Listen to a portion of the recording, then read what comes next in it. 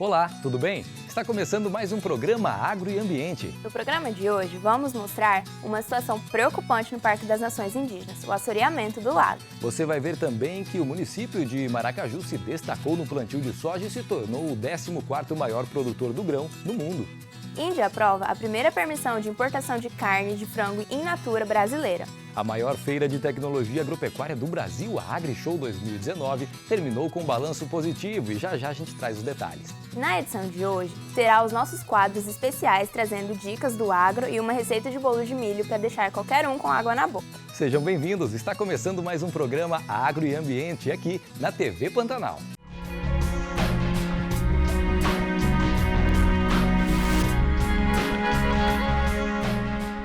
Uma questão ambiental grave tem preocupado os especialistas e os frequentadores do Parque das Nações Indígenas. O problema é o assoreamento do lago, que é um dos pontos turísticos mais belos da capital. Quem traz os detalhes é a nossa repórter Nani Sene. Quem passa pelo Parque das Nações Indígenas percebe que a paisagem do lago mudou. O local que era tomado somente pela água agora divide espaço com um banco de areia, apontando um grave problema de assoreamento. Assoreamento é o carreamento de sedimentos, ou seja, de areia, para dentro de um corpo hídrico, de um lago, de um rio, enfim. E aí é onde esse sedimento se deposita, a água ali tira o espaço da água desse corpo hídrico. O Parque das Nações Indígenas é um dos principais cartões postais da capital e vem sofrendo com o assoreamento. Se nada acontecer, ele corre o risco de desaparecer. Que esse lago ele tem uma função de ser uma bacia de retenção hídrica, da bacia hidrográfica, para evitar enchentes mais à frente.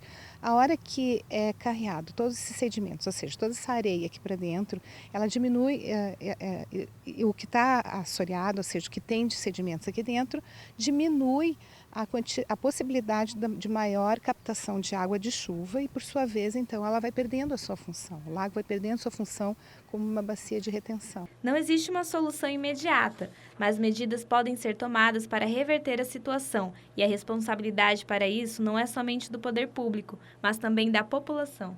Não tem uma solução mágica, são soluções integradas, ou seja, a gente tem que ter um melhor uso e ocupação do solo, reverter algumas situações que estão causando esses sedimentos, obras que não estão inacabadas, desmatamentos, a pavimentação do entorno da bacia hidrográfica. A gente tem que pensar sempre em termos de bacia hidrográfica. Existem obras de infraestrutura que podem estar minimizando, que são obras de drenagem, né? Além dos transtornos com enchentes e o aspecto visual, a fauna do parque também corre risco. Creio que todo o espaço que antes ocupado por água e que, por sua vez, serve de habitat para alguma determinada fauna, para alguma espécie, a hora que ali não está aquela água, ela afugenta os animais. Evidente que se a gente tiver um extermínio do nosso lago, como já aconteceu no lago tem um tempo atrás. Quem já conheceu o lago do Rádio Clube, hoje ele não existe mais. Os frequentadores do parque estão decepcionados com o assoreamento e demonstram a sua indignação. Então, o sentimento que eu tenho é de descaso total com o parque e com a população. É muito triste porque a gente sabe que é o habitat natural de vários animais, além do que fere a beleza natural do parque, né? Enquanto os políticos ficam esbanjando a popularidade deles no setor econômico aqui do estado, o parque, como um dos principais setor turístico aqui da cidade, estão na frente dele e está descuidado desse jeito, eu acho que é bastante preocupante.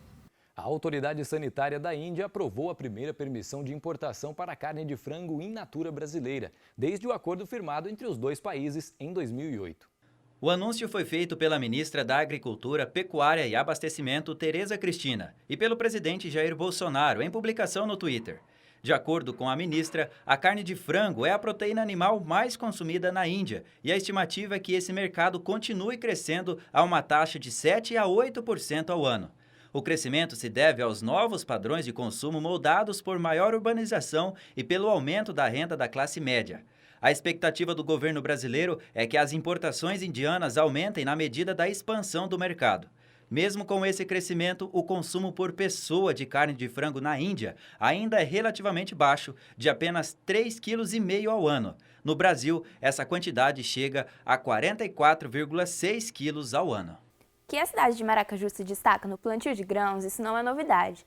Mas um levantamento recente colocou o município como o 14º maior produtor de soja no mundo. Com base no levantamento do Sistema de Informações Geográficas do Agronegócio da FamaSul e da AproSoja, o município de Maracaju alcançou na safra 2018-2019 a produção de 817.700 toneladas de soja em uma área cultivada de pouco mais de 294 mil hectares. Mato Grosso do Sul também se destacou e colheu nessa temporada quase 9 milhões de toneladas de soja, sendo o 7º maior produtor mundial do grão. E você, já ouviu falar na AgriShow? Ela é a maior feira de tecnologia agropecuária do Brasil. A edição 2019 terminou com um balanço positivo.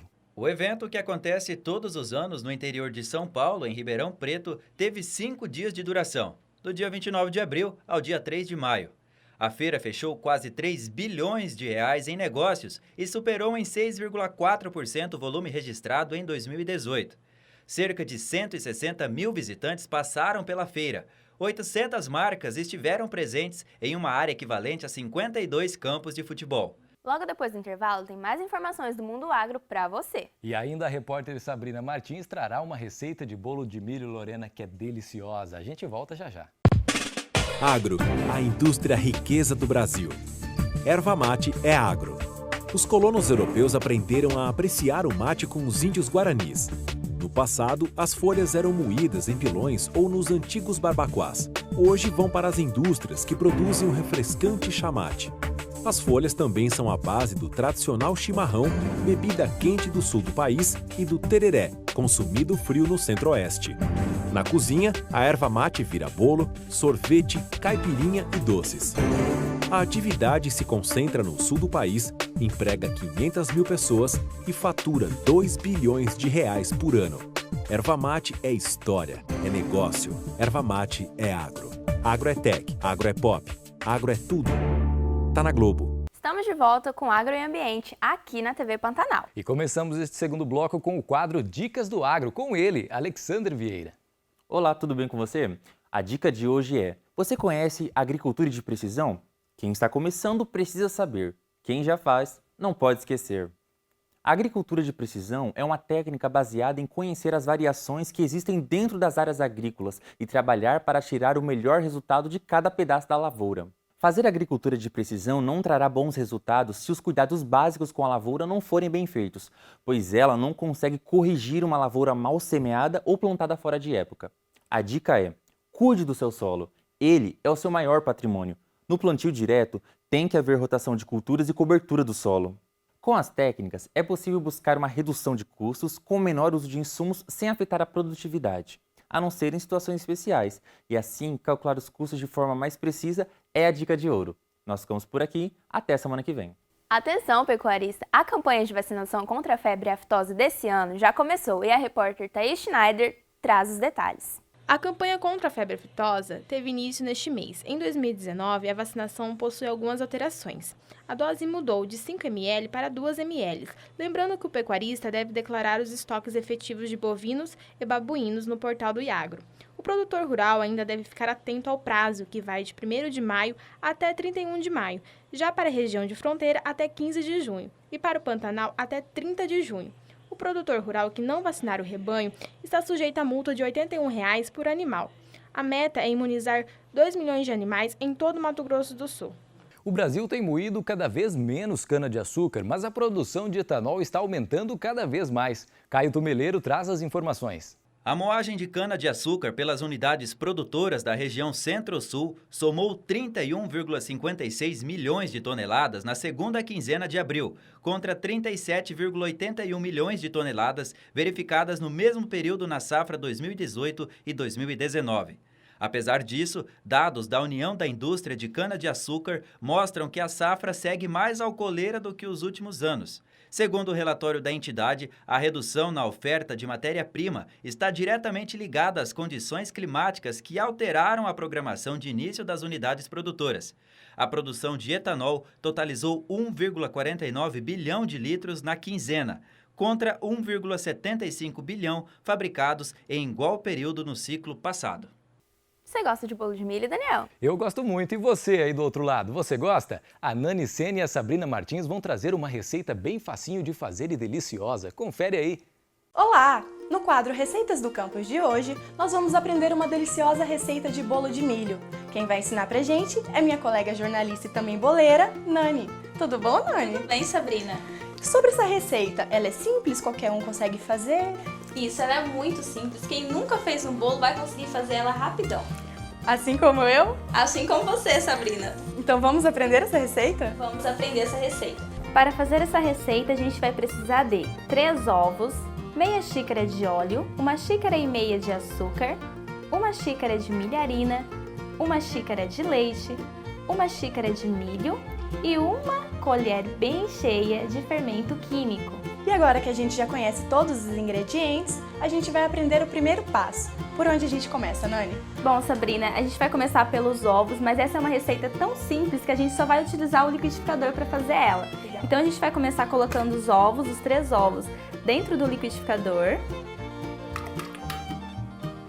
Depois a gente coloca meia xícara de óleo também no liquidificador.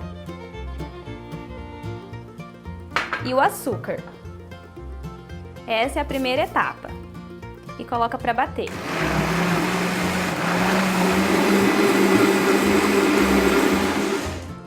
E quanto tempo essa primeira parte a gente precisa bater a massa? Em média de 2 a 3 minutos. É importante sempre bater bem para que saia o cheiro do ovo. É muito importante.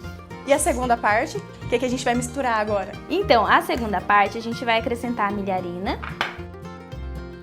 E essa receita rende em média quantas porções?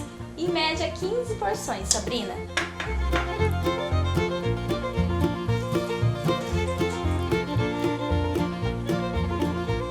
E você aconselha para qual momento esse bolo?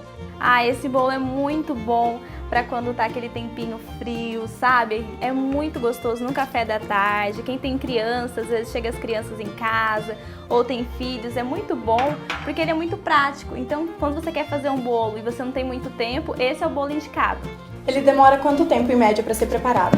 Então, ele vai ao forno numa temperatura de 230 graus e ele demora em torno de 35 a 40 minutos. Nani, e nessa segunda etapa, vamos bater por mais quantos minutos? Então, Sabrina, em média 3 minutos. Se a pessoa gostar de comer aquele bolinho com pedacinhos de milho, pode bater menos. E quem gosta de comer ele sem os pedacinhos, pode bater mais.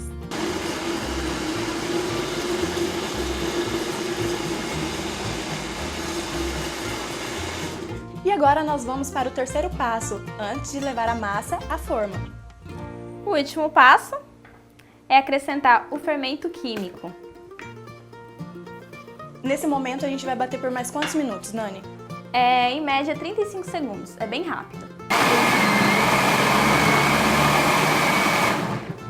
Nani, eu tô observando que tem bastante margarina aqui na forma. É importante essa etapa?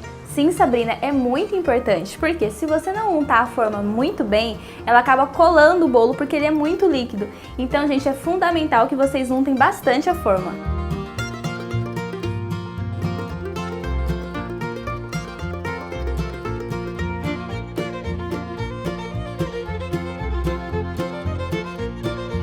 Nani, você havia comentado que a massa fica bem líquida. Isso vai alterar no tempo final do bolo? Realmente, Sabrina, a massa é bem líquida, mas essa textura não vai alterar no tempo de cozimento. Em média, quanto tempo vai ficar ao forno? De 35 a 40 minutos. A temperatura ideal? 260 graus. Então vamos levar ao forno? Vamos!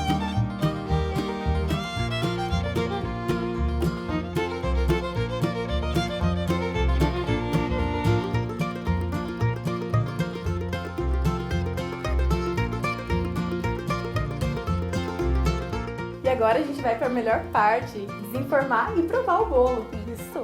Nessa etapa, Nani, de desenformar, tem algum segredinho que você pode contar pra gente? Tem sim, a gente vai pegar uma espátula e a gente vai passar na lateral do bolo com muito cuidado para não quebrar, tá?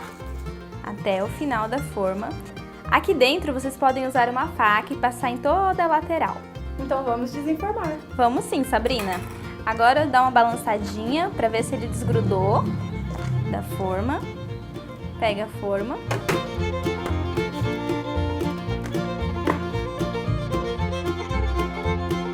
Que lindo seu bolo, Nani!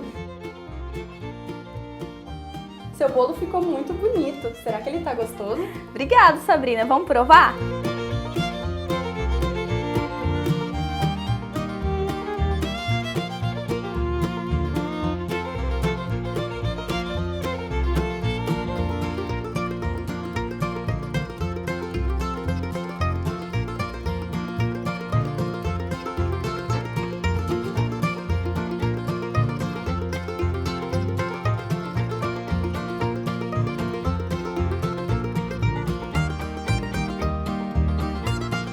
Chegou a melhor parte. Vamos ver se eu aprovo essa receita. Vamos ver, Sabrina. Tum, tum, tum, tum.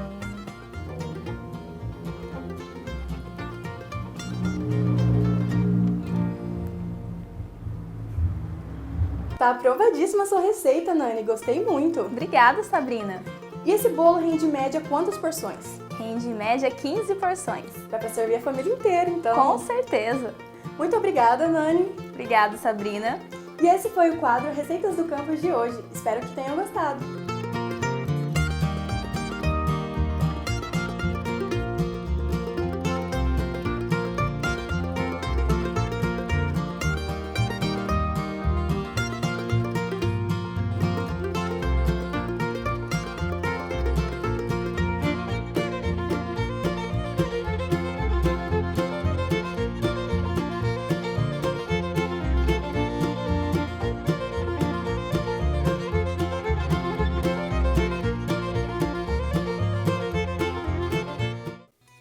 E o programa Agro e Ambiente fica por aqui. Muito obrigado pela audiência e até a próxima!